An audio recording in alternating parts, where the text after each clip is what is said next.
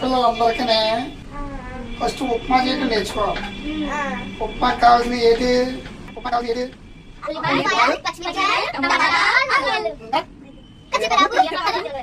ఏం చేస్తున్నారు కిచెన్ లో మీరు? దోస, ఇడ్లీ, సాంబార్, చట్నీ.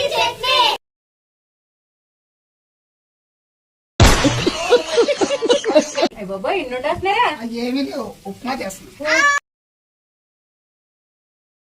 మనకి ఎంత కావాలంటే అంతే. ఇందులో చాలా తప్పితే టేస్ట్ ఉండదు, ఉప్పు వేస్తేనే టేస్ట్ ఉంటుంది. అయిపోయిందా? 1 minute వెయిట్. అయిపోయింది.